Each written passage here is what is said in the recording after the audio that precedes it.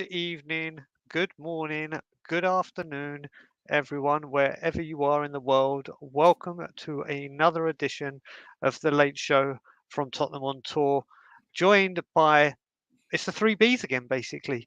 So, We're first back, of all, let's baby. let's let's go to the guest first, and we'll say, Bobby K, my brother, how are you? Absolutely fantastic. Can't complain. Wednesday night, late night show. Time to get the kids to bed and the adults to have some fun. You know what? That was the perfect summary for the show we're about to have.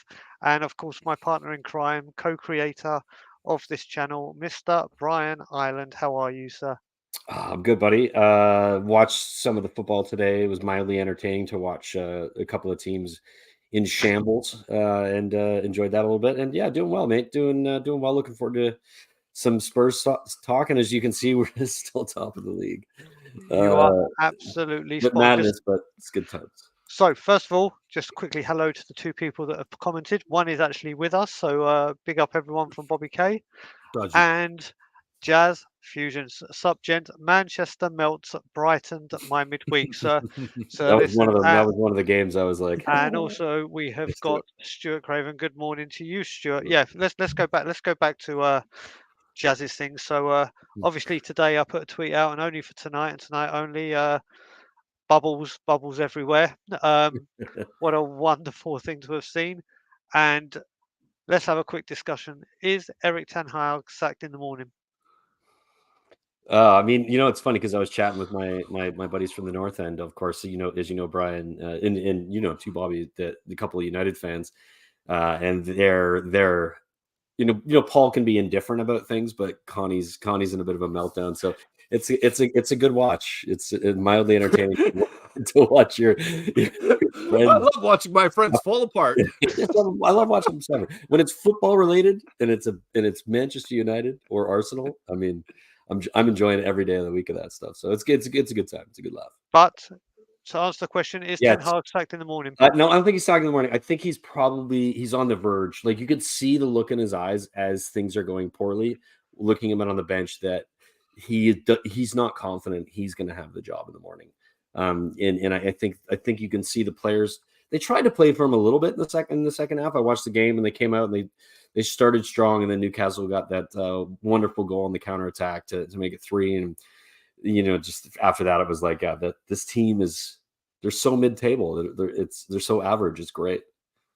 Bobby, how are you feeling? Ten Hag sacked in the morning? I don't think so.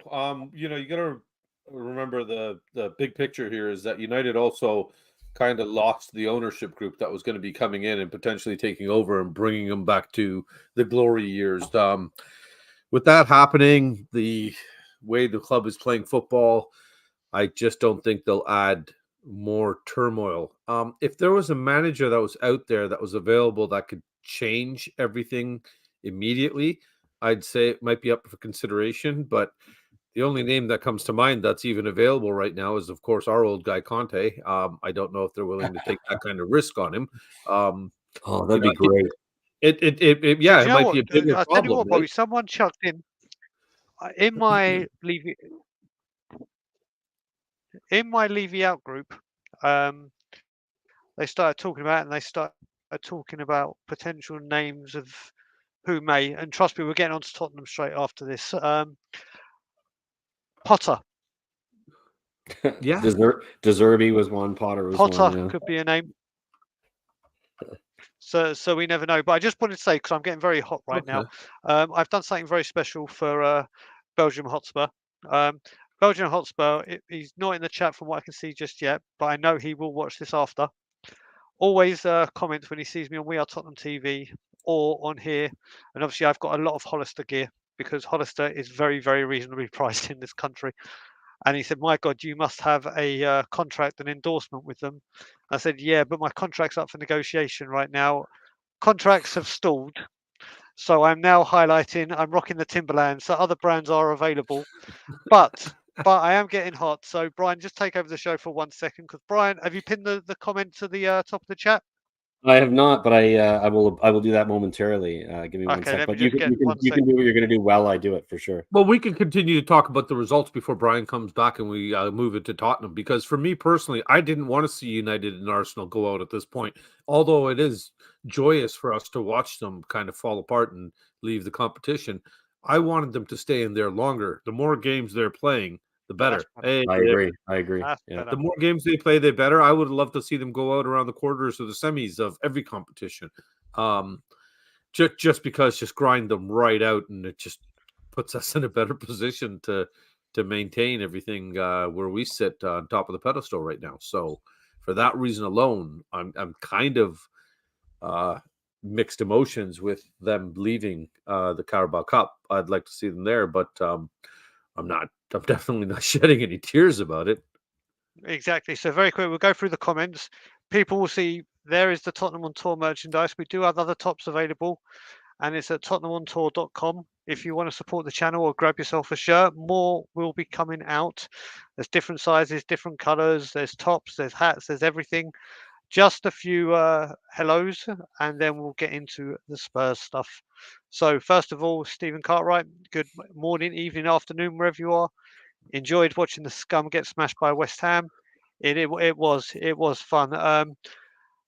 Alex, big up, my man, and as always, Levy out. Carl Higgins, good morning to you, sir. Paul Brown is in the building. Good evening. I'm sure it's good morning to you, Paul. But and there is Brian Ireland putting in the link, which should be now pinned to the top. Okay, let's get into things. And our first subject is Ndombele disaster. So we're going to have a big chat about the biggest waste of space we've ever signed in our history. I'm going that far. I mean, obviously, I'm going to get into the video and ask if you two have seen a certain video. But obviously, rumours have come out that Galatasaray have already lost faith in him. He arrived 6 kilos overweight or 6 kilograms. I never know. With 6 kilos. That's what I read too. 6 kilos overweight. Yeah, I never know with different kilograms. I deal with pounds or stones and pounds. Brian Ireland, you're muted. Whatever it is, whatever he did, rookie, he's completely overweight, and they're saying his attitude has been appalling. Before I throw it over to you two guys, have you seen the video I'm talking about? No. So there's a video of him. Yes, I've seen it. Yeah. So Galatasaray are about to play. It's on a match day, and you know when you're watching them in training before the match, or even at training when they have a circle around. There's a guy in the middle, and they're passing the ball around, and the monkey in the middle, basically. Yeah, and the guy's got to get the ball in the middle. He is literally the rondo, basically. He is the most lethargic. Couldn't give a damn. Just walking around, standing there, like pulling its one short side up, and kind of like. I don't know.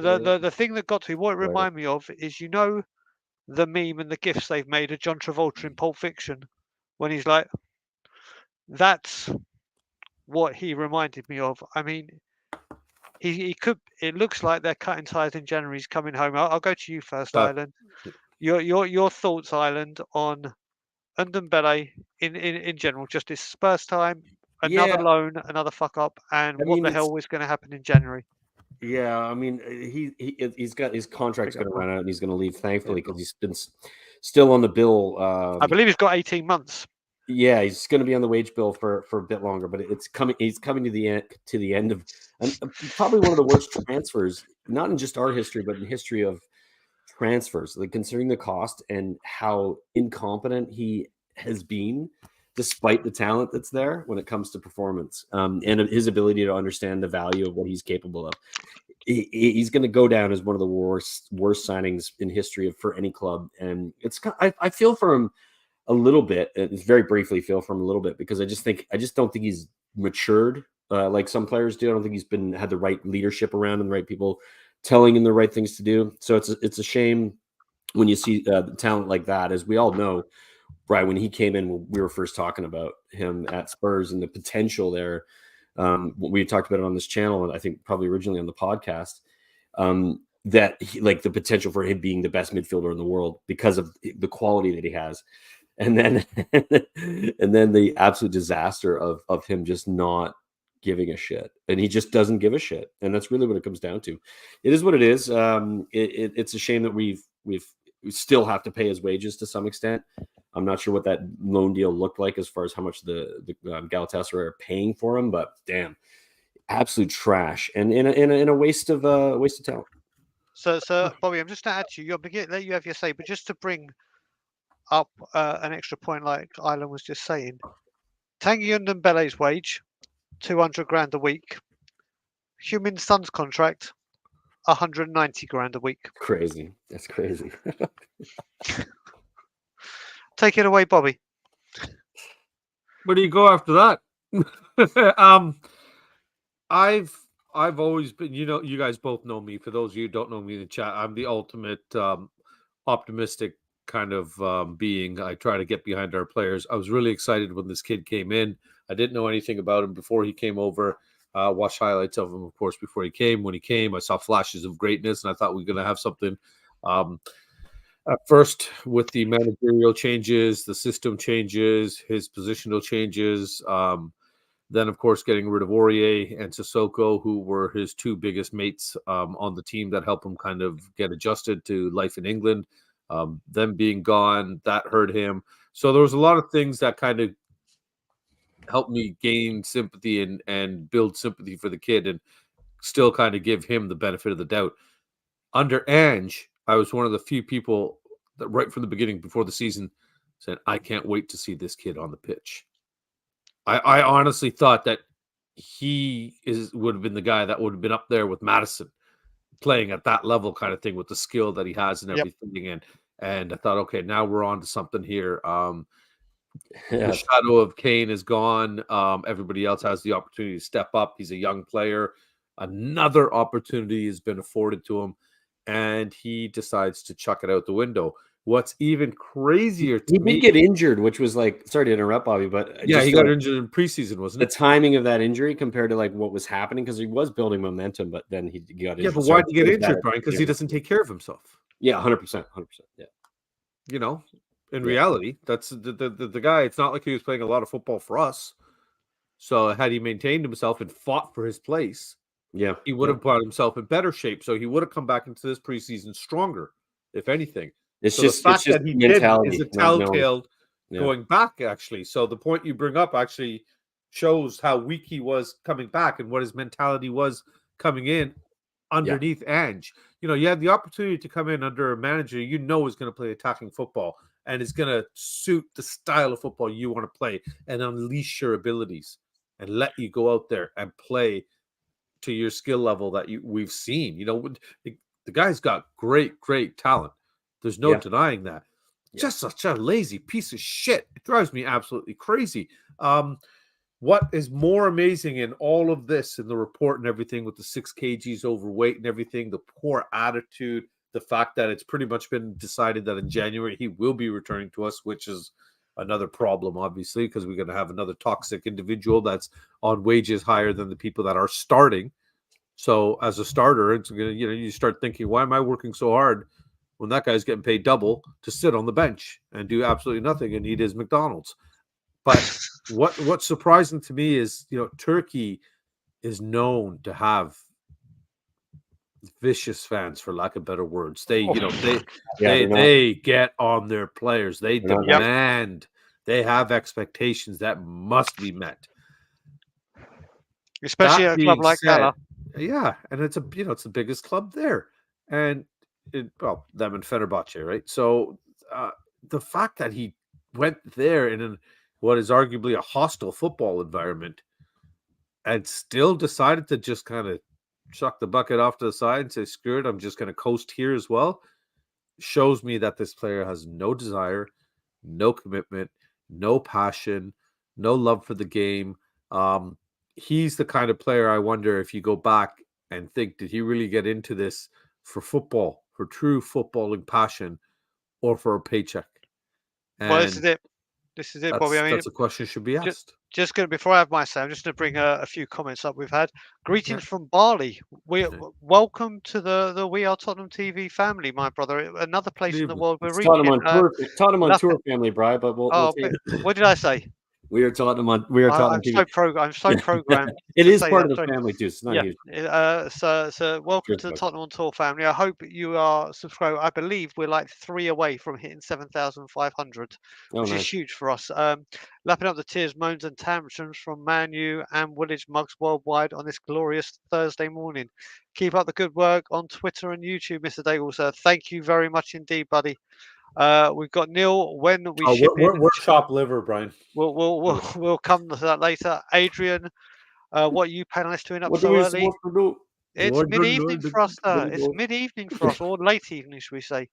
Roy, so what happens now is Ndombele told to start. We're going to talk about this in a second, because this is what I was about to bring up, Roy. I'll come back and bring that up. Best wishes from Mexico. Big up, Andreas. I hope you're good, mate. Very long time no hear. Reach out to me. You've got my number, buddy. He was supposed to start pre-seat. Yep. So we'll go back to Roy's here because that's what I was to say. I mean, first of all, Bobby, you got to remember, you and I met on the day Tanguy Ndombele made his debut and scored in the 3-1 win against Villa. That was the first day. That was the first day of Toronto what a Spurs. memory to have of our first meeting. Mate, that's shit. So you look at it. This guy came, and a bold statement for me. I'd seen this guy do things with the football or on the football that I hadn't seen since Paul Gascoigne. He has that much raw talent and ability. Not saying he'll hit the levels, but there were things he could do that just blew you away. Though, Brian. This is the thing, but every single time we bought him under Poch, we all know, an attacking footballer, and then obviously we went defensive footballers. He has had so many opportunities, so many where he's gone and won a Scudetto just recently with Napoli. He should have been brimming with confidence. His love for the game come back. And like Roy said, I'm at the point now, and I don't know how you two guys are, and people in the comments will feel, if Galatasaray do close the loan and say, that's it, we're terminating it, off you go back to Tottenham, terminate his contract. Pay him, I don't care what it is, 18 months. If you have to pay the full 18 months, do not let this man anywhere near the first team. If, like Roy said again, I'll bring it up, or Ndombele told to stay at home, or does he run laps? Stay at home. Stay at home. Yeah. Like Roy said, he can't be anywhere near this football team. Ireland, over to you. Yeah, I completely agree. I think it's just considering how good things are currently with the club, with the players, the manager, the vibe, everybody's feeling it.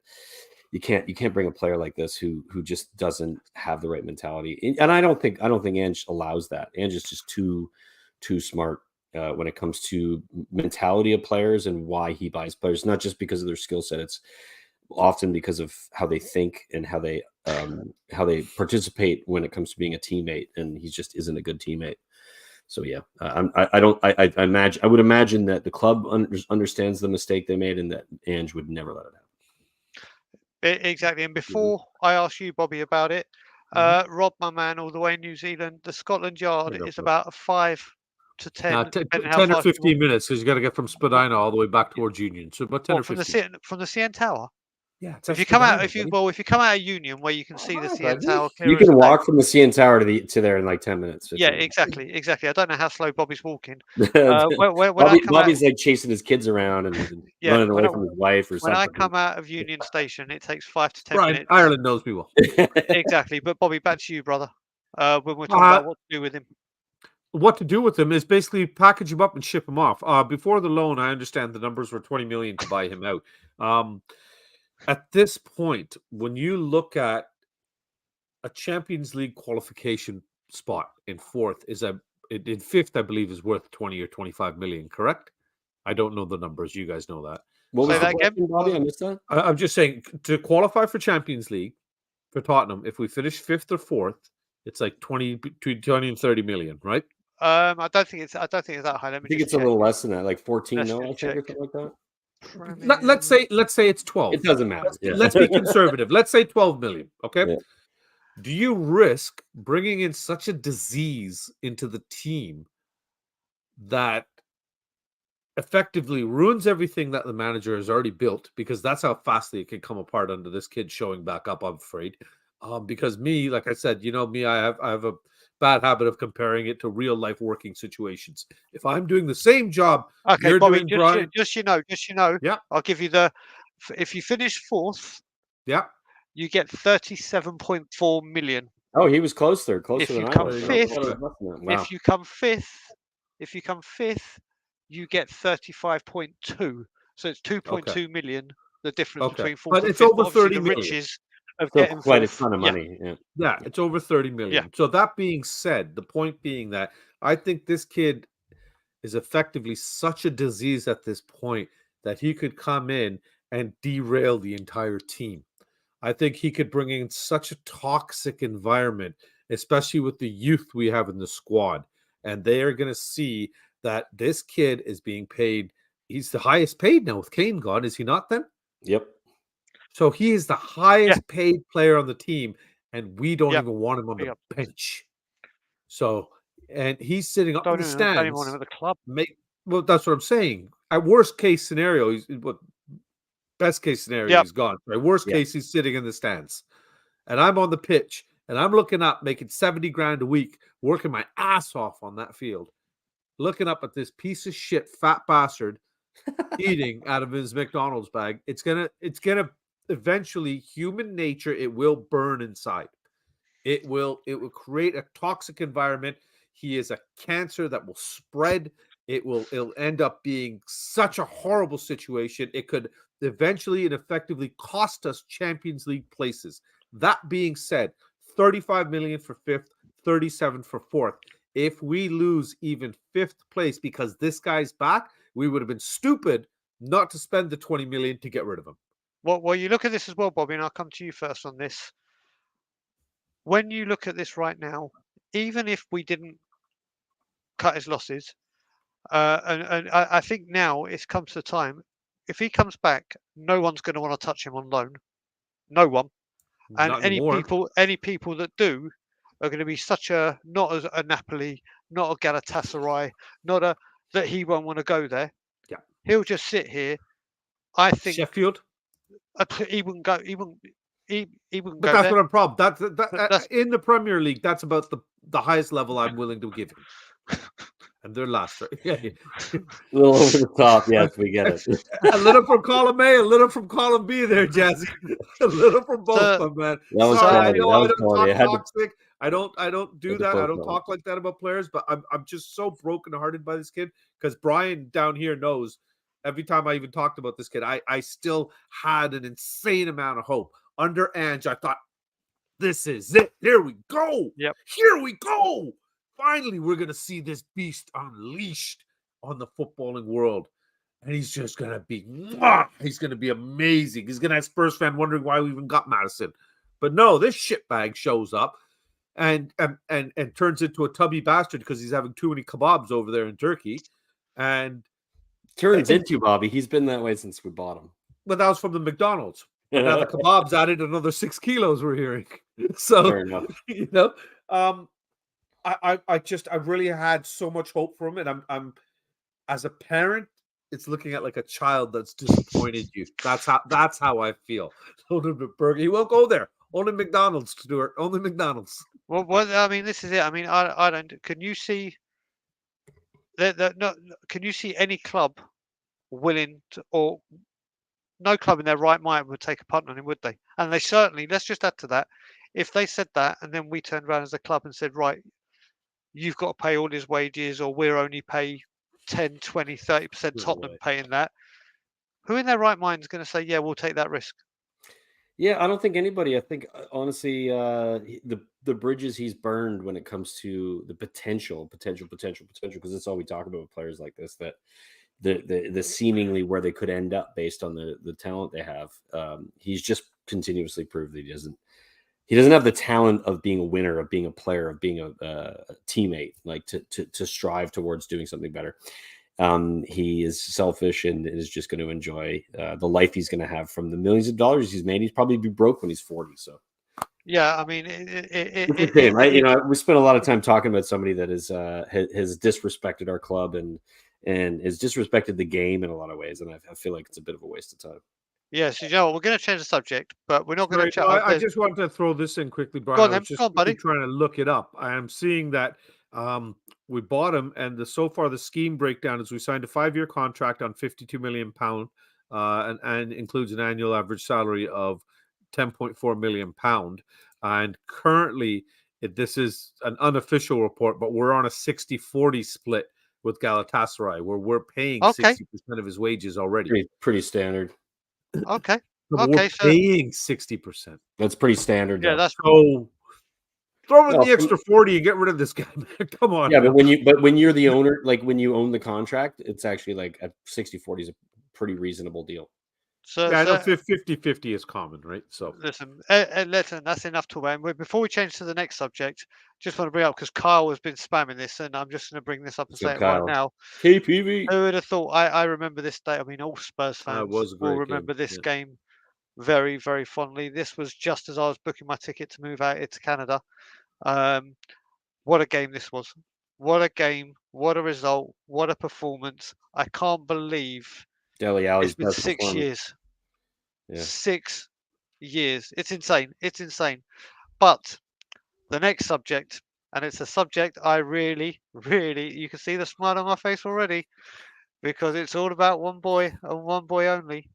Do we My even man, need to talk at this point, Ireland? I don't think my this man. Kind of pointless. Listen, He's gonna have a I, wank. He's let him gonna have have a it. wank. Let him have it. It's That's all it's, I, yeah. I literally, people will know on any channel or on social media, I have been very, very vocal about this kid and just how good this kid's going to be. I've been calling it for ages. Obviously, we were worried about him not getting game time and what we're going to do. He went out on loan to Port Vale, League One. And I even said when he went there, I was like, this guy's going to win Young Player of the Year without a doubt. We're going to see the best of him. And he's starting to flourish. He scored a wonderfully technical overhead kick at the weekend. He's now scored the winning goal to take Port Vale the furthest they ever have in their history in the Carabao Cup. The draw has just been made. They've got Middlesbrough at home. They've avoided all Premier League teams. They could be in a semi-final. And before I throw it out to you guys to discuss, I'm just going to read out his stats from yesterday's performance. He got an So assist too, didn't he, yesterday? No, he only won 1-0. So played 90 minutes. What was the cup game? He had 50 touches, 31 accurate passes, 11 recoveries, 7 out of 7 ground duels won, 7 passes into the final third, 5 out of 6 accurate long balls, 5 out of 5 successful dribbles, 1 out of 1 tackle won, 1 out of 1 shot on target, 1 foul won, 1 You should goal. have this on screen here, Brian. You know, in the future. Man of the match. This man or this boy is coming of age, and I am loving every single second of it. I mean, Bobby, what's your thoughts on our superstar? There's not really much to say, to be honest with you. I've had to listen to Alfie Devine this, Alfie Devine that, like he was your like his second your coming man of Brian crush or Daigle something. Oh yeah, Jesus, man. If any of you are friends with Brian Daigle in real life outside of this YouTube virtual world here, you will know that he has preached about Alfie Devine as if it was his own child coming into the league. I've never seen someone just glow the way Brian does when he speaks about him. It's actually kind of cute. Not gonna lie. Everything I know about this kid has basically come from this man down here. I know that you just wax lyrical about him, and I know based on his performances, Port Vale are currently in the best position they've been in the league, or something like that for 15 years or something like that. Or it was Jay was showing me something the other day. I can't remember the exact numbers now what it was, but he's looking great down there. He's making a difference on a team that he's on loan at. That's what you want to hear about your players, that they're on loan and they're flourishing. They're lighting it up. Troy Parrott's over in Holland, isn't it? So who? Troy Parrott's Parrott, in Holland. Parrott, Yeah, we're hearing about how great he's doing and stuff like that. That's what you want to hear instead of the burger 6 kilo disaster. Their 6 kilo gate, we'll call it. This is the news we want to hear about our young players. Not only are they flourishing, not only are they getting game time, but they're flourishing. They're playing well. They're catching the eye they're going to come back brimming with confidence, ready to challenge for a first team spot, ready to put something out there and put on that badge finally and say, all right, this is the moment I've been waiting for. And they're going to come out with some fire. And the future looks bright if we can hold on to these guys and their development continues. I know somebody's already put in the chat there. Toxic's already put in. Mickey Moore will be another addition to that. But we're only talking about Alfie right now. And with Alfie, all the green lights are out, man. The sun is shining for this kid. Long may it continue, young man. Keep doing what you're doing. You know, it's crazy to think that he's only 2 years older than my son. Big up, Stel. Estelle. That just you know, I coach kids his age.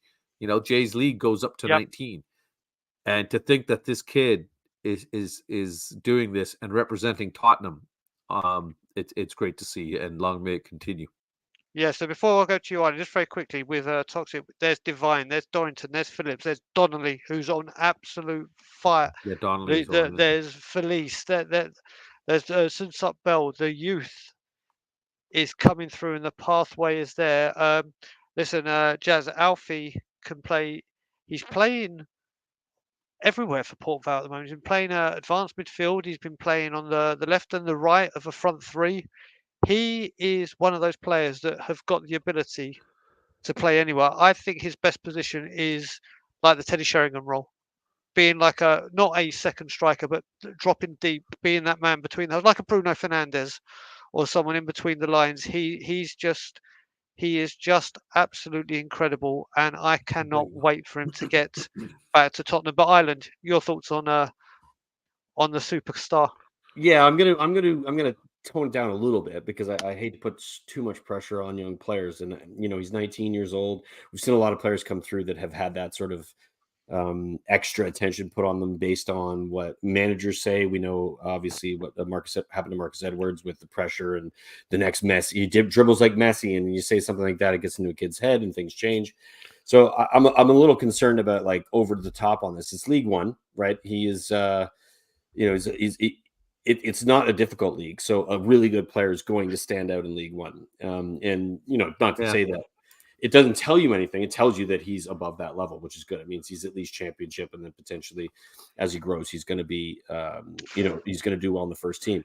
As far as position's concerned, I think he's probably the type of player that could be in place to sort of not replace, but if Madison in certain games doesn't have the you know, if he's injured or we're playing a lesser team in a cup game and you want what great minds think alike. Yeah, exactly. I think he plays a similar kind of style. He's got that, you know, you talk about in between the lines. It's also in between the sort of there's in between the lines going forward, and there's in between the lines as far as forward and defensive midfield, and he kind of plays in those spaces. And I think he's a great player. I think he has a ton of potential, and I look forward to seeing where he goes. It's great to see players like I think Bobby said out on loan succeed and do well, because the point of a loan is to see the opportunity that they're being given, them taking it by the scruff of the neck and turning it into their potential into something real. And I think he's doing that right now. So hopefully he comes back next season and he's got something to offer, and we see him go up a level. I think he needs to get a bit bigger. I think he's a bit small, and I think that will. He's a kid, Brian. So your kid's older than him. Yeah, that's what I said. He's 19. So like, we'll see over the next couple of years. He needs to get a bit bigger to fit. So let me just fill people in that may be new to the channel and haven't heard me wax lyrical about big up Angelo, about people that may not know how I've always. Thank you very much, Adrian, brother. Thank you. So as I was saying, my attention to Alfie has been long before he joined Tottenham.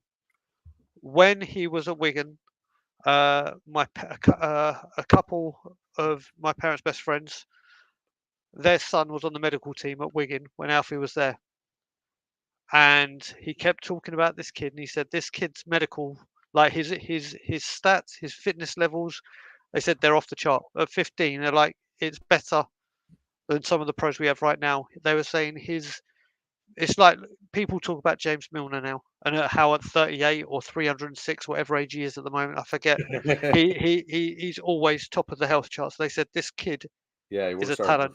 They're like, he is the real deal. He's going places. Then obviously we were lucky to sign him. You've heard Ali Gold when he's played in the under 16s, he outgrew them. They put him in the under 18s. Under 18s, he outgrew every single one he's been put in. Even the under 21s, Ali Gold was saying he's outgrown them. This guy needs to go get first team minutes, and I'm actually happy he's gone to League One. Could he have gone to the Championship? Yeah, but the amount of games that are constantly played in the Championship, and with Premier League promotion or promotional, they may have not trusted him as much to play every single week, because the Championship is the most competitive you'll find outside the Premiership, obviously, because of the riches that awaits them. So I was really happy that he went to League One. Didn't know too much about Port Vale, and the second he signed for Port Vale, I've got all my notifications for Tottenham Hotspur. I've now got all my notifications for Port Vale as well. The only two teams I have notifications for.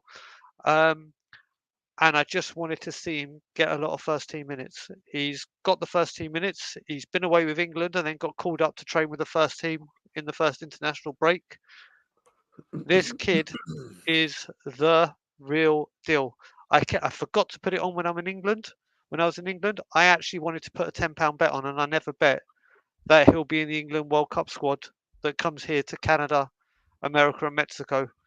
Because if we get him into, I think next year, either he'll go out on loan again to a Premier League team, or he'll be around the first team squad, and he'll be there. I just think there's not once in a lifetime, that's a bit of an exaggeration, but there's players that you just know are going to do it. He's bulking up you should see Ireland. He's shrugging people off in the chat in League One. You've got to remember, League One is it's physical.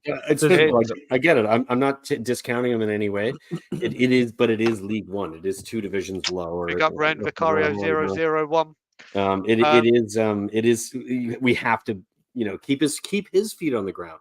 Like I said, I was talking about Marcus Edwards. I see that there's this revving up of players to a point where maybe the pressure becomes too much and they don't reach their potential. And I don't think that'll happen with him, because I feel like his mentality's there. He's quality and he understands how good he is and he knows how to deal with the pressure. But I still think we're better off being a bit careful with these. Yeah, listen, I let him have his feet on the floor. I'll do all his. Yeah, exactly. You can be the emotional wreck. I think if he starts looking for a beer, big up Jose. Big up Jose. Sometimes that's a little bit camp for me, but yeah, I could be his PA, and if it came to Alfie, if he gave me some pom poms, I'd certainly start cheerleading for him. There you go. But I've kept saying such a liar. You've been cheerleading for him already without pom poms. You didn't need pom poms for that. I don't need no. Yeah, but the pom poms will be more effective. He's got built-in pom poms.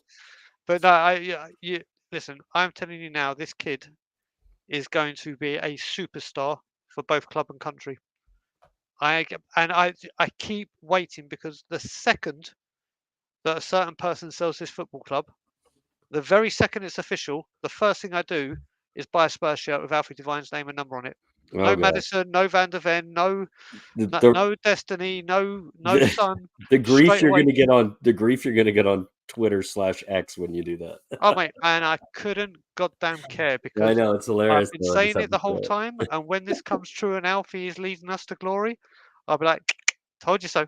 There you go. Told you so. So yeah, that's the talk of Alfie taken care of. So the next conversation we're going to do is, let me just bring the banner up. The good times roll at Tottenham Hotspur. They keep on coming. Heung-min Son. Right, let's start that again. What? Yves Bissouma and Pape Matar Sarr. He's on his Alfie high. He's on his Alfie high. I am on my Alfie high, and I'm also on a very, very big high. Not a sugar rush. I'm also on a very, very big high, because the name's just popped up in the chat, who I sent a WhatsApp today and I haven't seen about for a while. The Joracle in the building. He's in Tenerife right now. Big up the Joracle. Love that man dearly. Welcome to the show, brother. I hope you and the family are well. Right. So let's see. Now I can do it again. Pape Matar Sarr and Yves Bissouma, not Heung-min Son, are up for the African Nations Player of the Year. So it's another positive thing coming out of the club. And these two, Bobby, this season And you can mention Sarr when he appeared last season. They've been incredible, haven't they, this season?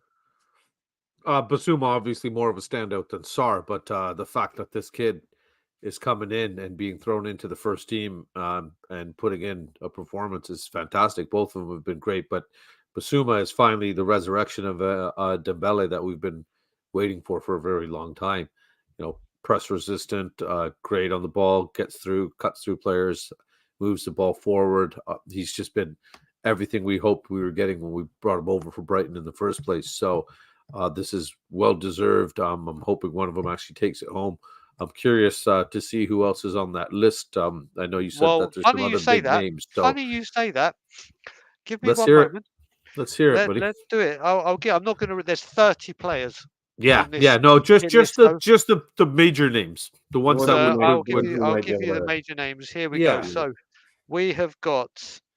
Well, you say Salah, major. Mane. So you got Riyad Mahrez, Tapsoba. A lot of these players I don't know. I'm not going to say their names just because. No, say the ones everybody would know. Yeah. Ibrahima Sangare from Forest, Fofana, Mbeumo. You have got Mbeumo's Brentford. El Genoa, Salah, obviously, who you'd imagine. Let's be serious. It should. Yeah. I mean, it should be Salah. Kudus from West Ham. A certain player from Arsenal, Partey. Guirassy. Obviously, Bissouma, Hakimi, Hakim Ziyech, Amrabat. We don't need to do them all, mate. We don't. I'm just doing the main ones. I know, but you've done like too many of them. No, I haven't. No, I haven't, because there's two major ones that I've just left out, which I'm coming to. All right, brother. Victor Osimhen from Napoli. Yep. Fair play. And Sadio Mane. Yeah. Right. Mane would be in there. Yeah. So yes, there was a couple more players I had to get in there. That's fair. You're right. I'm just curious how Mane's doing at Bayern. Like, well, no, they got rid of him, didn't they? After they got rid of him. He's gone. He's in Saudi. After punching. He's in the. He went to the Saudi league too. I think any player that goes to the Saudi league shouldn't be included in the conversation. Yeah, but you got to remember it's for the year just gone. So last year he was predominantly at Bayern. Oh, big up one of my fellow. Big up, Graham. So big up. So yeah, that's a tough list, man. That is. But Ireland, before we start talking about the nominations and everything, yeah, it's a great achievement. I mean, Bissouma has been a wonderful player, even at Brighton. I'd imagine. I don't know for sure if he would have made that list, but it's got to be incredible for Sarr, hasn't it? Yeah, I think both of them. Obviously Bissouma is Bissouma, and he's been brilliant. I think Sarr goes under the radar a little bit, considering what he does for this team. Been sort of looking at what's going to happen when Lolo comes back in, and who he might replace, whether it's Sarr or it should maybe if Bissouma goes away for Africa Cup of Nations, who's he going to replace, because they both are going to leave for that.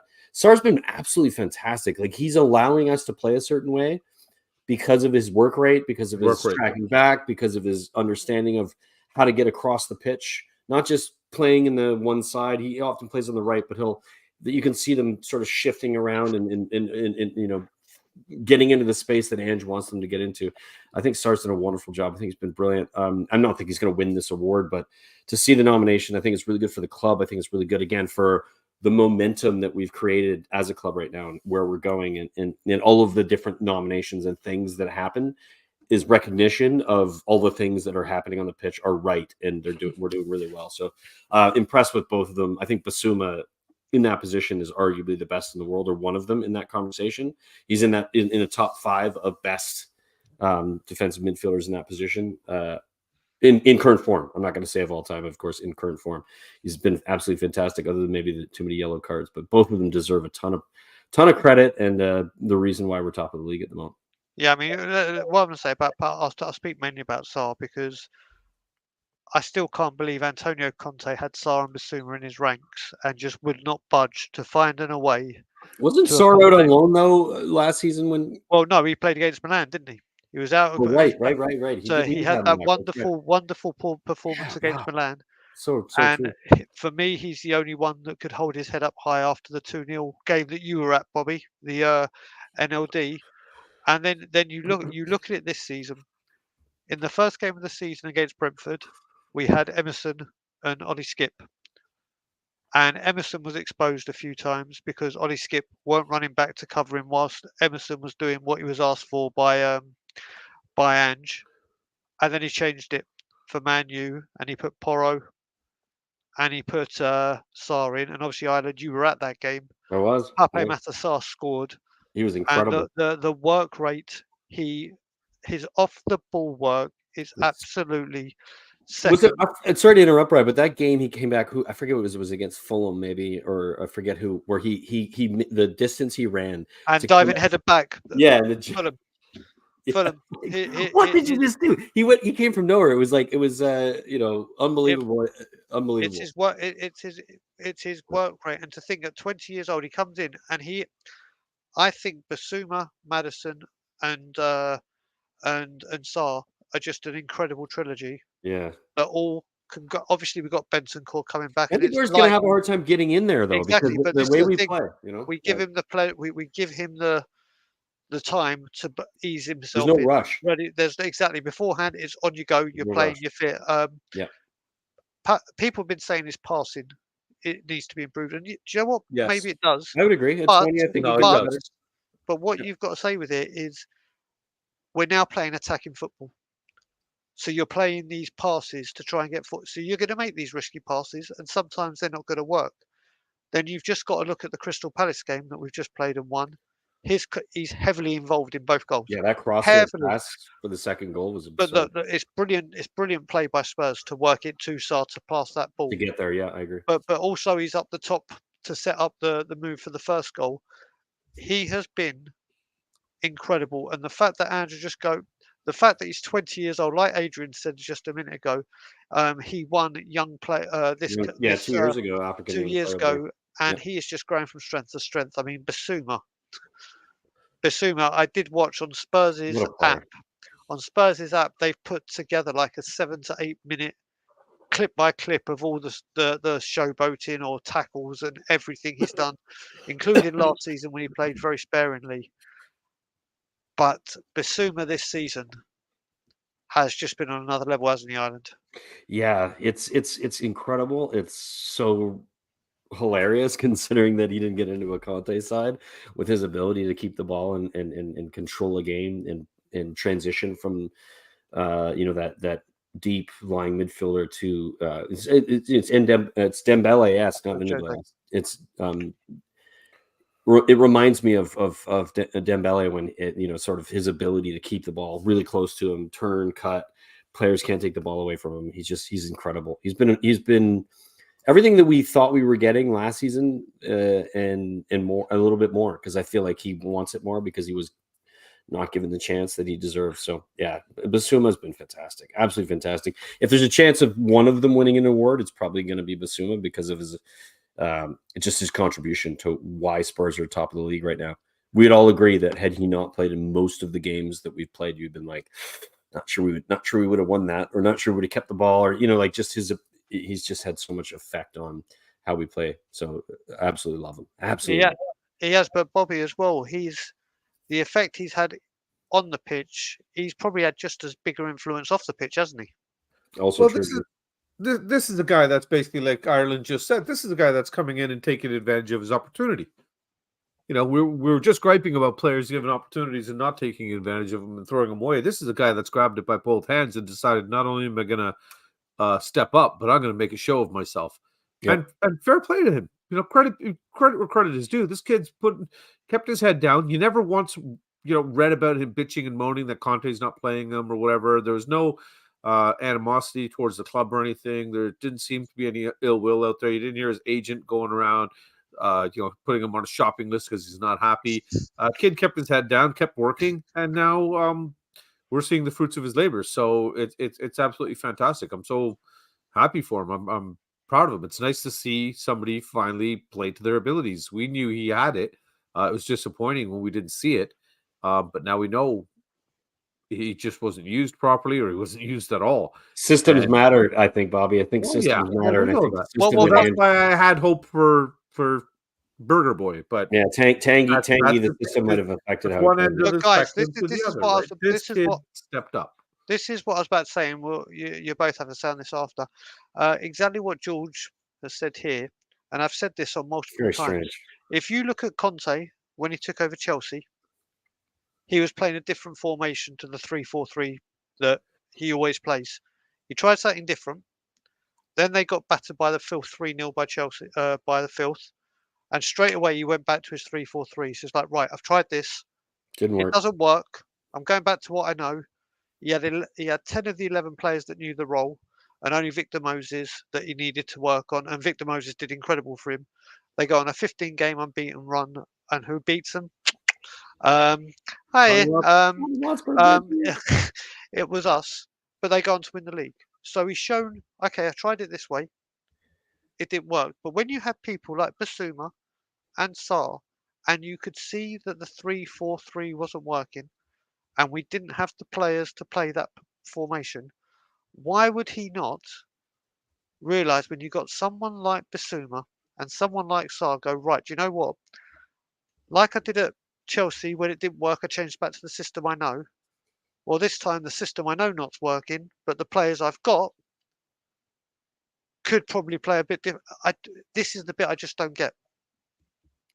Yeah, it's a strange one, really. I think everybody feels this way. Like, I think Conte, to give him a bit of credit, was not fully sort of aware of the potential of the squad that he had, and didn't really spend the time to figure it out because of other things that were going on. So I'm going to give him a little bit of leeway in his sort of his approach to what he had, and not necessarily recognizing the quality of some of the players that were there.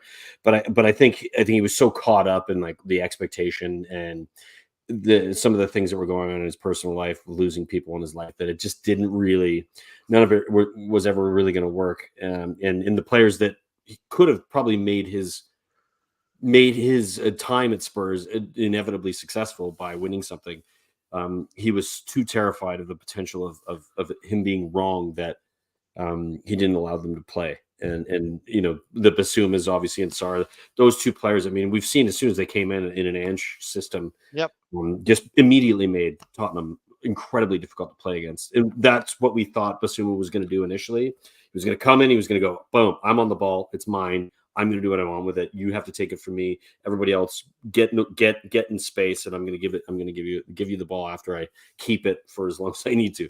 He just so controls a game, and I think Conte missed a serious moment there with that, because it's probably something we could have used heavily last season, and we would have succeeded. Maybe we would have finished 5th instead of 8th. I mean, that's the question. Go on, Bob. So I was just going to say, there's also one factor that we have to add to the equation, is that he had that long COVID issue. He was sick.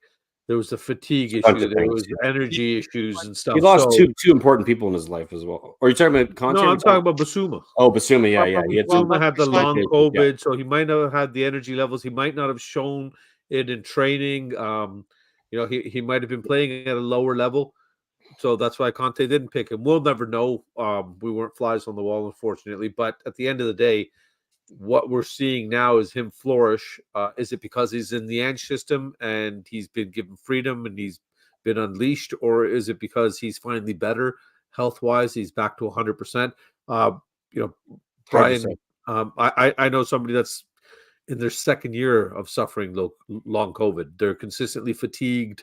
They have low energy having levels forever kind of thing, right? Like, they last about 4 hours of a day with full energy before they need to go and lie down for a half hour or recharge in some format. And it's been tough for him. It's been really, really tough for him. So when I think about that as a footballer, my buddy, no offense if you end up seeing this, you're an office worker. You sit around.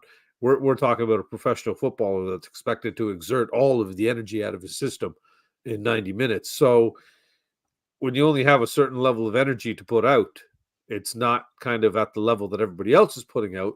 I think that might have hampered him as well, right? So we don't know if it's solely Conte, if it was partially with Bissouma. I'm just happy to see what I'm seeing out of the kid right now. And I think we all can Yep. agree on that. 100%. Yep.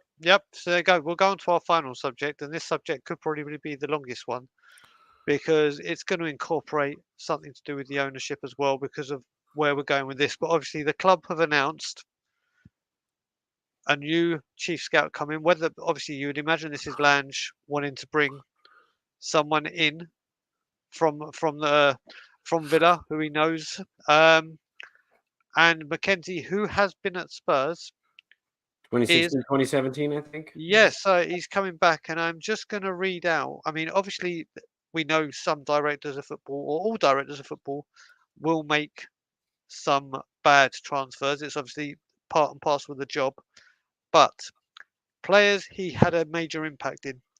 Heung-min Son to Tottenham, Toby to Tottenham, Trippier to Tottenham, Vardy and Mahrez to Leicester, Martinez and Watkins to Villa. Now, obviously, Ireland, there'll be some bad transfers in there as they all get them wrong. But how are you feeling about this guy coming back? This guy being brought in? What do you reckon it means? I think it's just a further progression of where the club's going, and they're finally, and I think this is part of the reason why most of us who are reasonable are leaving out, is because this is the type of action and hires and people that we want to work for the club, because they have an understanding of how to get the right players in the right positions that the manager needs. So, he did a great job when he was here. He did a great job at Villa. He did a great job at Leicester. I think this is a part of a wheel in the cog that's going to be good for the club. And I think it's going to be very, very, beneficial to the future of the players that come in. The recruitment problem that we've had for a very long time. We all know, obviously, with our last director of football, he did a wonderful job, right? And there's this idea I've seen float around on Twitter from people we know, complaining or worried about whether or not that, why are we changing the people who are in charge? Paratici, obviously, we couldn't hire him officially in that job position again, so he's still on in the background, kind of making decisions, and he was incredibly important to the reason why currently Tottenham are top of the league, do have really good players in all these positions. Many of the players in that first 11 are Paratici players, so why change from him to this other guy? Well, this other guy's also done really well for other clubs. If Paratici's still in the background going yes or no, or like helping with that conversation, and they're having it, then Ireland, just to let you know as well, when you were saying about why are we changing it, they were talking about Gabonini, not yeah, Price. that was part of it. It was Gabonini came into the conversation, which is Gabonini filled in because Paratici wasn't able to do it, right? He was a part of that system that Paratici had created. So I think that this is really positive, and I think that this guy has, of course, like you said, Brian, at the beginning of this, to caveat it, you mentioned that some of these guys have had bad players come in or mistakes, or you're not going to get all of them right. But if you look at the ones he got right, they're heavy. They're big players, like you said, the Mahrezes of the world. These are players that in the teams that they went into had a massive effect over a long period of time. And I think Villa is a good example of good recruitment from manager perspective. Obviously, Emery's done a really good job there, but the players that have come in under previous management and him in the last three seasons, they've done a really good job. So he has done well for all the clubs he goes to, as long as he's listening to what Ange wants and what the club needs in the windows that come up. Because of course, if we're in the scenario in January, we're like, shit, we need this, and this in these next 2 months in order to compete for the title, because we actually are in that conversation. We need to make sure that that's going to be able to happen. And of course, we know, Brian, when it comes to who's in charge of that, whether that will be allowed or not. But I think it's a very positive thing to have a guy come in again who has done really well everywhere he's gone. Great comments there. Bobby, what are you feeling on this? Like Brian said, he's already touched on it. It looks like finally, Levy has bowed to the pressure that's been put on by the fans. He admitted that he's finally feeling, I guess, a bit responsible, that he does owe us something, and he's starting to it seems like step away from the footballing side of things and leave it in the hands of the true footballing professionals. And it looks like he's going and getting the right professionals in to do it. The names that you mentioned on that list, this guy's gone and found some quality players that have been very effective in this league. There's not a single player, I don't think you mentioned, that we wouldn't mind over at Tottenham right now. They would all have been great to have. Hopefully it just continues. I just would like to see some consistency. The last thing I want to see is now the system changes. Players brought in for a system that we end up changing again and everything. That's like if we're finally laying a foundation, build on top of the goddamn Play inch ball forever, please. If that's what it takes, that's fine. Ireland, many way. people complain about that, but I'm just saying No, we don't have a foundation. We haven't had a foundation, and we just kind of we're doing band-aid solutions. And it seems like right now that the train is on the right track. Everything is being put properly in terms of the footballing end of things. We all know how good Enoch is at doing business and all the other things that they're involved in. But from this perspective, it looks like they're finally doing the right things where they're allowing footballing decisions to be made by footballing people, which is, wow, pretty basic and simple, I think. It's just taken long to get here, and a level of pain that a lot of us didn't want to have to endure over the last few years. But let's just hope he's the man and can get it done. I'm just shocked that Big Mac coming back, that Ndombele wouldn't be a little bit happy, thinking that back at the club now. But we did Ndombele already. Come on. Listen, This is me off, okay? I have a hard time letting go. I'm a grudgeful man. Like I said, I'm just happy it's a step in the right direction. It's another step in the right direction. Yeah, exactly. How much power he's gonna have? Is he gonna have? I want to put this question quickly on Bri, because this is a Levy question, right? And he's asking you and I how we feel about it, and of course, I think a lot of the people who are watching, and myself included, would want to know, some of the progress we're making when it comes to how the club functions with hiring these certain people, Scott Munns of the world, the different people who are now arguably controlling or in control of the decision making when it comes to the football people that come in, the players, whether it's the players or the management. How are you feeling about it? How is this changing your perspective of? I'm not saying you're going to be all of a sudden Levy-ian or anything like that, because he's a long way to go for anybody to think that. But having said that. They're just taking a deep breath. I'm taking my gas and air. Taking my gas and air. As you were taking that question, it was going on and on and on. Right. How close are you, Bri, to being happy with the way the club's being run from the top? A very, very, very, very, very, very, very long way away. A very, very, very. Listen. Right now, are things going in the right direction on the football pitch? Yes. Are things looking? Are things looking? That's hilarious. Are they looking? And that's the big word. Looking to be getting better off the pitch. Yep. Maybe. Scott Munn has finally come in. Don't get me wrong. This window we've just had, I would say, and I was discussing this with Stel, was probably our best window under Daniel Levy, hands down. There's no denying. I would agree. There's 100%. no denying that this window. Even I can turn around and say, do you know what? The club. You're a reasonable guy, Bri. People like chalk you off as sort of like leave you out no matter what, or reasonable no matter what. When there's good evidence to change your position, you're malleable. You understand the reasons why, and you'll come to a good conclusion if it's the right conclusion based on the evidence that's there. So where I am right now, is it good having a director of football in?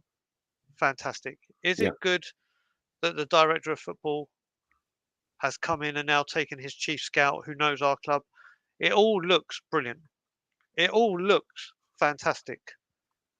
We've been here before. Exactly.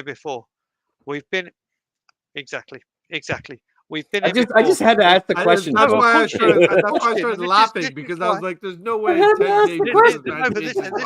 This is the thing. Like I said, it had to be asked. Right now, things are looking like they're moving where they should have been a long time ago. What Paratici did behind the scenes, I've mentioned it many times when we talk about Paratici. Yeah. just ripping everything apart and saying, right, this is how we build it. We can see what's happening with the youth right now. He has come in. It's now, let's see January. And I've said this many, many, many, many a time, and I'll say it again. This window coming up, I am not basing our window on value of money spent, value of money we spend on a player. Like we go spend 70 mil on a player. None of that matters. None of that. All that matters, I don't care where the players come from, Yeah.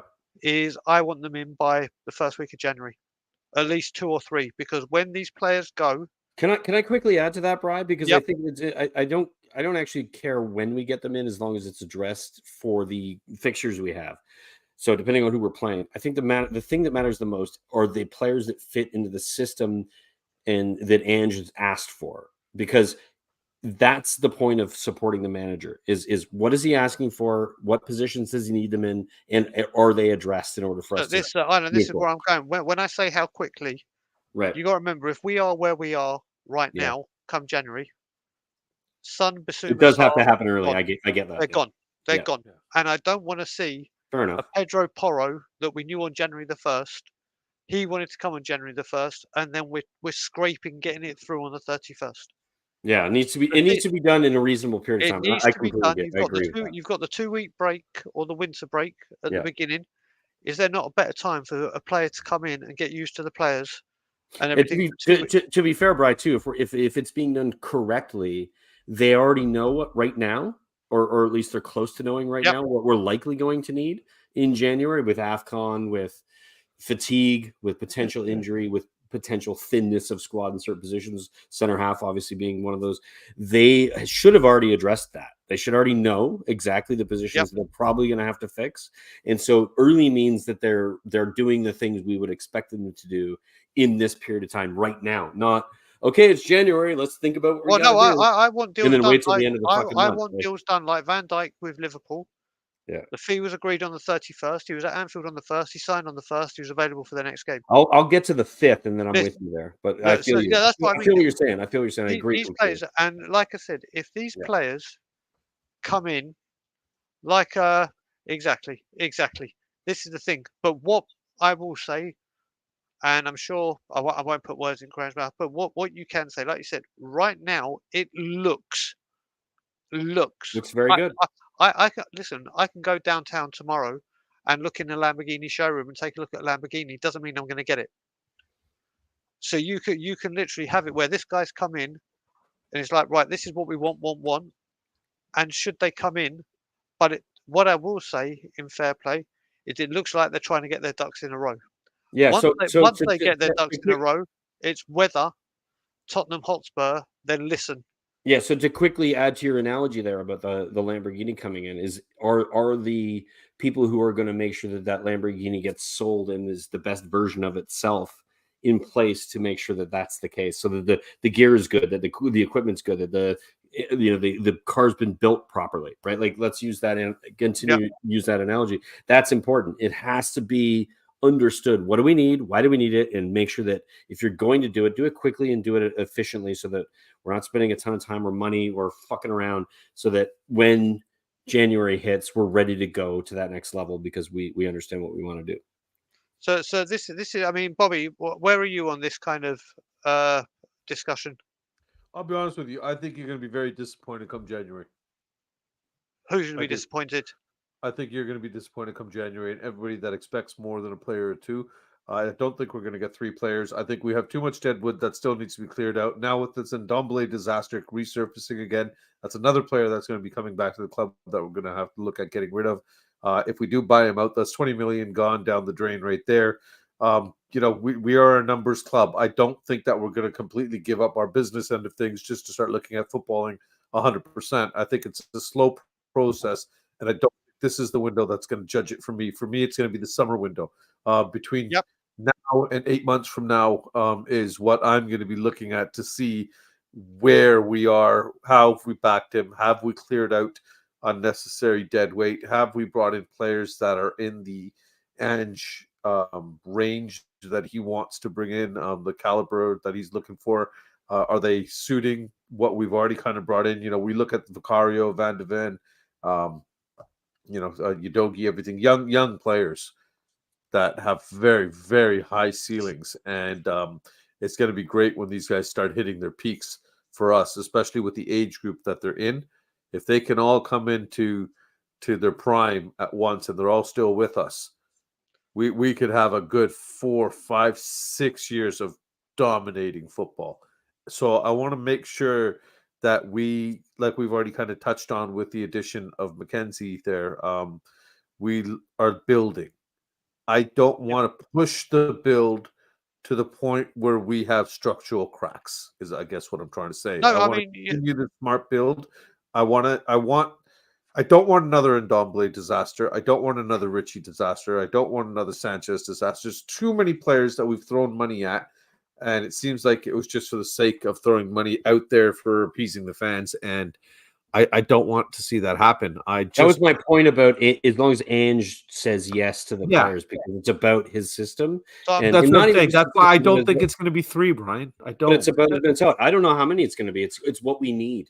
So that's what I'm saying. It's what we need. But look at the squad's already bloated. Well, I'll tell you what. I agree. First of all, I want to say big up to Ben. We've got people from Bali and all over the world. Now we've even got people ducking out. This is what Tottenham Tours about, by the way. Thanks for being here, folks. Appreciate you. Also want to say big up to Tim for joining, a new Aussie fan. Welcome to the Tottenham on Tour family. I hope you're enjoying the stream. Welcome. These will be every Wednesday, which is Thursday morning, your time, and Sunday night, Toronto time, Monday morning, your time. But get in back to this. And I heard Will Stewart talking about this yesterday, and big up to Will. When they're talking about players coming in, they're talking about obviously the links with Lloyd Kelly have come back up, and a load of defenders at the moment. But there's one specifically, and I can't remember his name, so excuse my ignorance. A Japanese defender. I can't remember his name, but we've been heavily linked with him, and this is looking purely like Paratici tactics again, where we're going to be linked with all these players, and then there's a Japanese player. Smoke screens, baby, smoke screens. But this is the thing. I love them. If and I've heard a lot of Celtic fans talking about this and their January window, is he has picked up and looked at the Far East market in January, and obviously we have a huge like Arsenal. A big part of our club, Sonny being our captain. I mean, forget that part. What I'm getting at, Brian, is when Wenger came to Arsenal, he started picking French stars out of obscurity that you'd never even heard of. Yeah, your Anelkas, your Vieiras, your Batites. Oh, Jazz put it in. And then there you go. My centre back. I'm not gonna try and say that. But this Itakura. There you go. Thank you, Ireland. So like Wolf said, I think where we're hearing all these rumours, and sorry if you can hear like a tweety noise. We've got the cat's in his pen and we've got a mouse dangling in, but we've got this mouse. It's fine, Brian. We don't need a mouse to. But no, but it makes it makes noises like a bird. It makes noises like a bird. So if you're nobody heard it, nobody heard it but you, Brian. Can't hear it. No, Mike is not sensitive. Are you good? Good. But getting back to the conversation, this is where I think we're going in January. I said as well, I don't care if I don't know the player. I don't care if he comes from the A League, the Japanese League, the Australian League, the Canadian League. If they fit the system, if I know, I mean, mate, listen, there are players. Yeah, nobody's remotely close. But what I'm saying is, if Ange had found someone, I'm not concerned about the amount of money spent this window. This window for me isn't about money spent. It's about speed of getting these players in to help the squad where I would we agree are. with that, Brian, but I would also add it's not about the amount. It's not about getting it in. For me, getting it in quickly. It's about getting the right one for the necessities of the squad in the moment that we have. For instance, when you've got Yves and Sarr, who we spoke about earlier, going on duty for their African clubs or their African nations, that like we just have to make sure that we make good decisions in the market that suit what Ange wants, because that's the thing that's going to make us continuously play the football that we want to play. Yeah. Can I Bobby? ask you guys a question regarding this? Yeah, of course you can. Sir. No, damn it, Bobby. I'm kidding. Um, I'm plugging in so- my computer. Sorry. no. If you're going to be like that, then what I'll ask two questions. What's the cat doing, Daigle? No, I'm just kidding. So he's going mad. He's like doing Buddy Rocky guy over Balboa here. with the mouse. Thinks he's funny. He's So, doing no, Rocky Balboa. what happens, guys, if Cameron Carter Vickers comes back? If that's a player Ange identifies as come on. I'm just Brian, Aaron, bear with me. Yep. Just let me ask the question. Just roll with me for a second here. Okay, a hypothetical, of course. Cameron Carter Vickers comes back. Jim Smith from another championship team comes in. But these are the players that Ange identified and wanted in. But because we don't know them, or they've come from potentially a lesser league or lower in England tier football, like I could tell by Ireland's face right now already, he'd be wondering what the hell's going on. No, I disagree. I think you're missing So- my face. You're missing the understanding of my face. Okay, we'll get to that. Well, So- then I'll have to ask Nina. Can you come tell me what Brian's face Nina's means back. right now? I don't know his faces, man. The reality of it is for me is if Ange identifies. You see them, what I'm saying, though. You see what I'm saying. What But if he's not gonna identify identifies somebody- players that are no names to us? Yeah, we have to accept that he's in charge and that he's identified somebody that has. And like we have to look at the record he's got. So look at it when it comes to Vicario, who I think was Ange, Madison, Ange, Van de Ven, Ange. The quality of their mentality, the quality of the players themselves and how they play the football. That's what we're measuring against. If Ange said that the player he's bringing in, whether from Celtic or Japanese league or any other league or wherever they're from, if Ange says, I like this player, they're going to fit into my system. Brian Johnson even we're all going, oh well, I think I could. He never came out and said that though. No, but you can see that So that's we'll never the case. know. We've heard him. We've heard them say. We've heard it from multiple sources that Madison had a phone call with him. We've heard from many sources that different players who are coming Van in de Ven had a phone call. He had a good conversation. And Van de Ven is a good example. They had a moment with him where he said certain things to them, and they were so motivated by what he said. They came in and they performed. That's our sample size. It's a pretty fucking good sample size. It is. I trust agree. everything that guy does, period. It doesn't matter. It could be anyone from any club, from any country at all. If it is Cameron Carter Vickers and he says, this guy's going to do for me what he did for me at Celtic, and I want him, I trust him. I trust him because I agree with that, but how will the freaking fan good at base react? identification and getting performance out of those players. How will the fan? Well, Ivan, first of all, I will say. How do they react? I mean, Fans are going to be miserable. The fans, No, I don't fans think they will. didn't want Ange in the first place. Let's I- face it, a no, lot of our fans don't know no, no. as much as about No. of you guys and some other content creators. Guys like me don't know 90%, 99% of the players out there. So So when you're bringing in Bobby, players from other leagues and stuff, I don't know who they are. I'm just gonna have to. That's where the trust in the guy who runs the shit has to come in because he's done Trust really that's good been washed things. away. Bobby, Yeah. what I will say with Yeah. this is when you look at Cameron Carter Vickers, you look just very quickly on him. You look at Harry Redknapp, and I'll give you Jermaine Defoe, Peter Crouch. Knew them, trusted them, did the job. He took them everywhere that he could. If that's how, big up Leo, big up my brother. Oh wait, sorry, So, yeah. no, I don't know, just Jazz Hey, Fusion, it's not on me. point. This isn't my exact point here. 100%. yep. So this is the thing. When it comes down to it, this club right now, you look at it, Destiny. People saw him but didn't really know a lot about him. There are players that are coming through. James Flower, a very good friend of the channel, once said to me when we're getting Vicario, and I went nuts. And he said, "Typical Tottenham fans." He didn't direct it at me, but he then messaged me and said, But he was "Typical right. He went, typical Tottenham fans want us to go down the Brighton method, and then when we do go down the Brighton method, they complain that nobody knows them or is cheap." And And that's what I was getting. this window, I think a lot of fans this window may be thinking along the lines I am about. This window is all about getting the players in. Every single listen, I'm sick and tired of January's a hard month. January's a hard. If we're genuinely still in a title race, do I think we're going to win the title? Not a chance. But I'm in. People but think, if I we're think we baby. fucking could. I'm if in. if we're in a title run, Come on. then these players need to come in promptly and get us none of this saga of drawing it out. If put it this way, if Mackenzie and Lange, and like you said, Bobby, what I do agree with you completely is I think we're going to see what they're all about in the summer window. That's the one that they're here. Right, let's start getting ready. That's the one.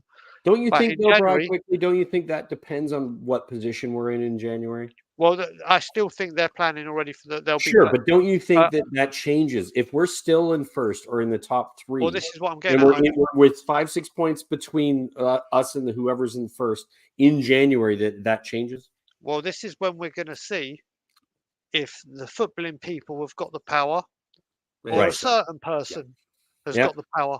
100%. That's where Yep. I was leading to with that, because literally Yep, right here. that's where we're going to see next summer, when they've got 6-7 months to prepare, or about that right now, and then they know where we are if we're in Champions League, whatever, and they can start preparing as the season's getting to an end. Right, we need to start identifying and getting these players in quick before the rush and before anyone else jumps on us.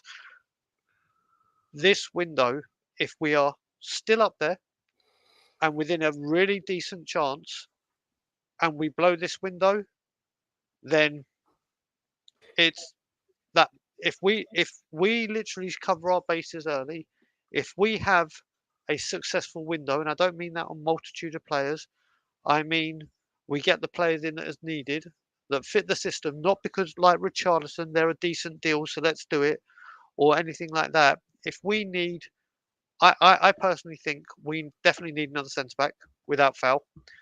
We need a left back for cover for Destiny, and I think we need a forward to take the burden off Son. They're my three. I mean, they're my three top. They're my three top. Listen, you got Valise coming through. I know we got Scarlett, but I still think you need someone different, someone different. Those are my three main positions. If we were to if Ange agreed with me or said that's what I wanted, and we get that, then you're like, right, okay. These people, including Mackenzie, have a lot more power than anyone has before, because we've seen how this plays out before. We've seen how this happens. We've seen how this goes. And I'm just hoping that this January, I still think don't get me wrong, I think we're still in the top four in January. I don't think we dip out of the top four at all before January. Not saying the end of the season. It just depends. I mean, our next games, we got some tough games coming up. Just to point out something about the statistics, and of course, I'm a data guy. I like the value of something that is measurable, and you can determine where we're going to likely finish based on where we currently are.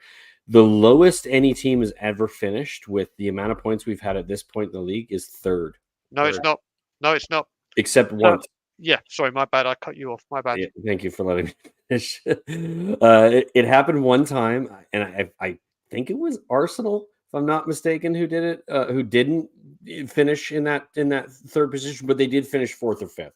So they still were in Europe, but it wasn't as epic as it is. But consider that in itself, in what's likely based on what we know about the quality of teams. My question for you guys, and I'm going to ask you a question because I think it's an important question to ask. Where do you think Spurs will actually finish this season? Like, are we genuinely potentially going to be in that conversation for the title race? Like, and again, I recognize that like there's it's Spurs, they're never going to do this, all this bullshit that goes along with that. Like, I just think we're there. I think we're there. I think with the schedule, the lack of European football once a week, we have 9 days between the last game in Chelsea on Monday, and Chelsea just played Newcastle. Was it Newcastle? Whoever they lost to Brentford on Saturday. Then Chelsea played today. So my point being is like we have the scenario where we could potentially win it. Chelsea played Blackburn today. Blackburn, Blackburn, that's what it was. They beat them 2-0, I think. So I'll go first on this point very quick. So I think we're finishing third. I think we're finishing third. Again, I'm talking right now. We don't know what January brings. Yeah, I agree. We don't know what January brings. I said at the start of the season, 7th, and win the FA Cup. is what I said. And then after a few games, you're like, oh, wait a minute, hold on. Then you heard the stats when we had 23 points. Then you heard the stats when we had 26 points. Right now, as it stands right this second, we need players to stay completely injury-free and suspension-free and be on form all season. But nine days between But 9 the days. last game and our next No, game. 9 days helps you with Big. fitness. It helps you with fitness. You can lose your form in a heartbeat. I agree. And So- that's so- 100% true, Brad. 100%. As we stand right now, with the squad we have, I could see us finishing third if we didn't get rid of players and bring in quality. And for me to right now say third It's crazy. when I was going to be set, mate, if someone had said to me third, like obviously you still got the FA Cup and who knows how far we go in that, but I'm just talking the league. As we speak right now, I just think Man City will do what they normally do in the second half of the season and just go, and they've got the squad to do it. And Yep. I think Liverpool will go on a run and get second. I had Liverpool finishing second, like in all of my predictions for all the things I did before the season started. I think Liverpool have been underrated considering how they finished last season. They were the second best points-wise, second best behind Man City across the board in every statistic at the end of last season after January, and they were incredible. So I still think Liverpool are in that conversation. But I do think that they've lost some key games, especially, obviously a game against us and the way it ended. That they're not as necessarily nailed on. And I think you got to remember before Bobby answers, you got to remember our April as well, which is just it's brutal. It's brutal. We have honestly, we have like 5 games in a row that like if you're going to win a title, you have to win 4 out of the 5. Big up, Ben. Enjoy the rest of your shift. And I will also say, thanks for being here, brother. Chat, appreciate you, mate.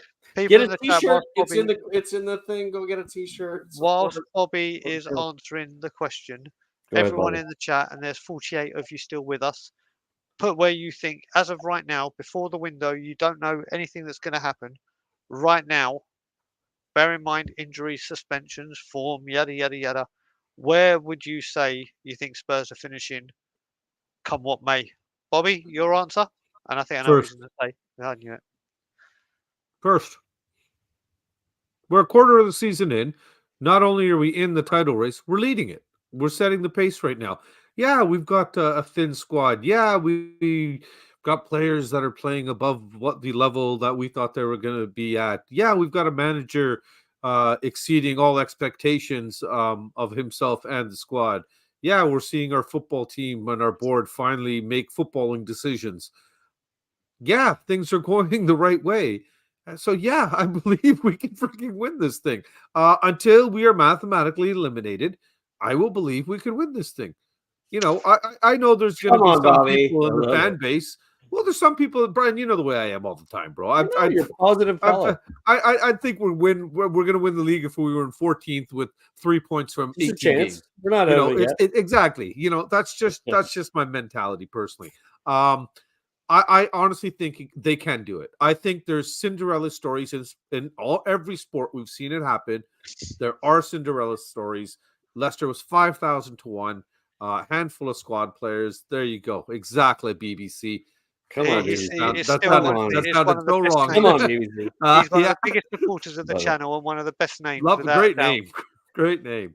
But at the end of the day, we are the ones that are leading the pack right now.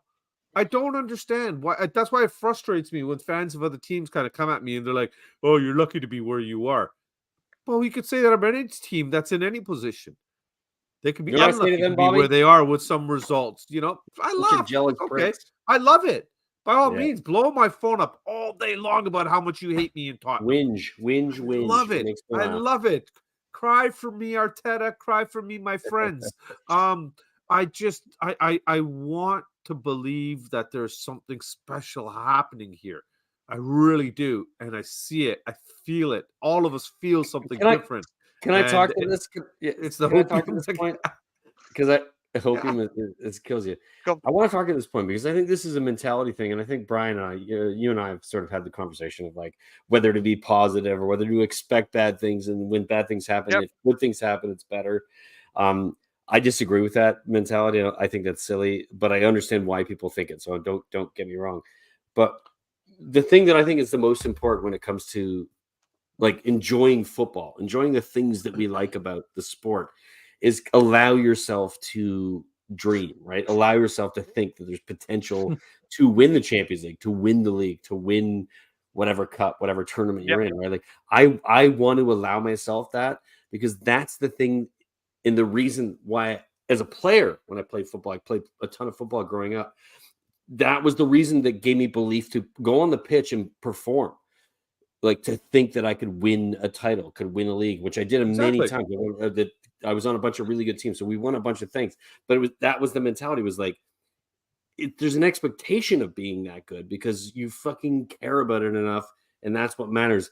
That's why you play sport. That's why you compete. That's why you want to do those things. So yeah, I can prepare myself for failure because I'm a Spurs fan because we're used to it, which I also get, and I understand that mentality. But it's not the one I choose to participate in. I choose to participate in the idea that, like, I think Spurs right now in the position we're in very much could win the league, and there's a good reason to think that, and we should be. Yeah, but also add to that, we should be excited about it. Also add to it, and I'll get Bobby's thoughts on it as well. First of all, don't apologize for anything, mate. Your humor is very, very funny. And what did he say? I actually love this. This is my kind of humor. Hopium, not opium. This is I like hopium. That was funny. No, it's brilliant. It was brilliant. But as I was saying, and I've completely forgot what I was going to say now because I got to. Fuck's sake. It's fine, Brad. Oh, mate, I cannot remember what failure, Brad. Failure. You were gonna say that you've changed your mind. You're on the train with me and Brian in first class. That you're not third. You're back into first. Come on, baby. The double is on. Let's win the league, bitch. No, the double is on. That's definitely not what I was going to say. For the treble, we got the Tiger Cup. You know what? It's really going to bug me because as soon as we finish the show, I will remember. That's when you'll remember. Do you want to stay live until you remember? No, because that could be a very. Here, let's pretend we ended the stream now, and then it'll pop in your head. Okay, thank you for viewing. Hello, come over to Please Spurs Boys. You're confusing him. Stop confusing him. It really is going to bug me because I had a really good point to make. Okay, well, while then, I'll put my link in the chat. Go ahead. It's completely gone. So do you know what? Because I'm not going to remember it, we'll end it there. So Bobby, you can put your link. To end it. You can put your link in there. Let me just get rid of that. I want to actually still. There was a point I wanted to go backwards a little bit here. Oh, go on then. Go on then, Bobby. Go on. We'll carry on for you. I'm like the reason I push that the summer thing is going to be more important than the January thing is because I think in January, what we're going to see, to me, from my perspective, true footballing, business, shall we call it, that will be done will be the release of the bloated squad players, the ones that we know shouldn't be on the pitch or are not going to get time on the pitch. When I see contracts start getting torn up, or I see players going out for 60% of their valuation, then I will believe that we are moving in the right direction. It's a very good point. That to me is going to send a real shockwave through the team and say, look, nobody is expendable. Especially this is the time to send that message, because especially when you've benched your captain in Lloris and sold your talisman, this is the time to show that nobody is untouchable and you have to earn and work for your place. Correct. No, so that's January for me is more about a clear out than a bring in. That's my personal feeling on it. Yeah, the only thing I say on that, if you do clear out, which we will do, we desperately do need to bring in. We desperately. Can I respond to Bobby's comment? Of course you can. I don't disagree with him. I do think that January is important for that, but I do think it really does depend on our position. If we are still in the conversation, we're still first or second, and we're still playing the football. We're getting better. We're improving. We're beating difficult teams in difficult situations. I don't think you think about it the same way. You think about it like, what do we need to do to fucking win this league? Then you have to make a different decision. And I think that's kind of where, like, you have to give that space leeway. If you just decide this is what we're going to do, I don't know what's going to happen yet, but I'm going to do it anyway. Like, that's silly. We have to be hyper aware of where we are. And if there's potential to win a league or potential to win the FA Cup, and there's a couple of things that need to happen in order for that to take place, whether it's, buy the right players, sell the right players, all those things, we have to just be really hyper aware of how to do that. And I also say, add on to that, Brian, that the league position, my fear of sitting in first still is that then do we rest on our laurels? Do we sit here and say, hold on, the sun is shining. Nobody's resting on any laurels. There's no laurels. Green. We don't have laurels, Bobby. That's what I'm saying. This is again that small pessimism that kind of comes back on from 23 years, right? I've never met anybody named Laurel, so I don't want to rest on her or him. Well, there's Laurel and Hardy. You've seen Laurel and Hardy. I know Laurel. That's it. But joke, I wasn't even born then. I wasn't even born then. You've seen Laurel and Hardy? They're a joke. Only the Bollywood version. It was Lorinder and Hardpreet. What are you talking about? It was Hardeep and Lorinder. Okay, don't you start. But on that note, we are definitely going to finish the show. Yeah, we're not going to. So what's the cat doing, Daigle? The cat was just meowing like crazy. But yeah, Bobby K, where can people find you, brother? I dropped the link in there already over in the Three Spurs Boys, right there on Twitter at the Three Spurs Boys. A little bit of lighthearted fun. We'll be back on Saturday night here with our Saturday night special show, Coov and the Kang, where we have the boys of Tottenham on tour actually joining us. Someone, not going to mention any names, starts with Brian and rhymes with Ireland, has decided I'm going to watch hockey. I didn't decide. I got tickets for the fucking Leafs game. What do you want from me? Sorry, this is my moment. Thank you. Sorry, so other than the one abandoning us, clearly, even though he booked him in and everything, and then but it's okay because the third window, the third partner there, Danny Kiriakou, actually responded to messages. He might make an appearance. What?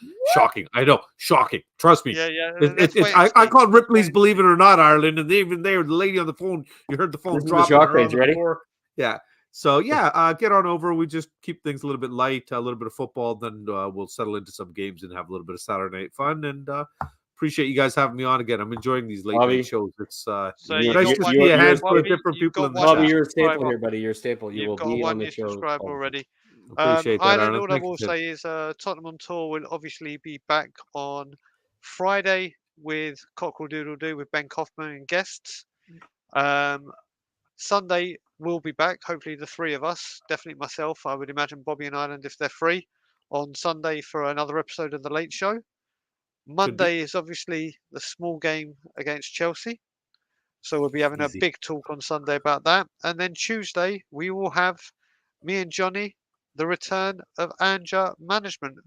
Ireland, do you have any closing comments? I do. I want to reiterate that Tottenham on Tour have a website. We have T-shirts, hats, sweat, jumpers, hoodies, a bunch of stuff going on there.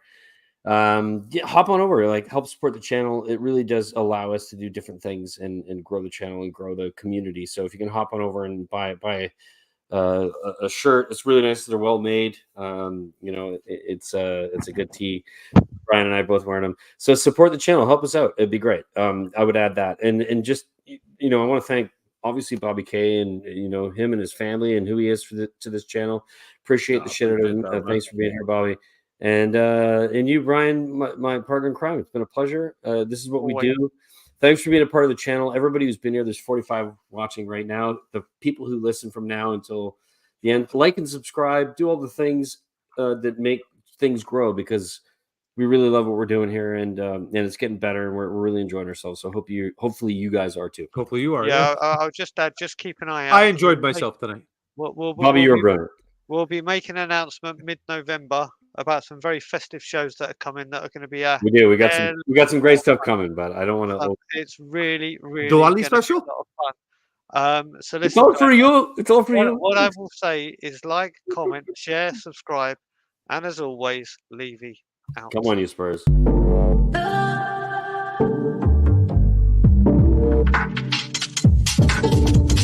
Tottenham.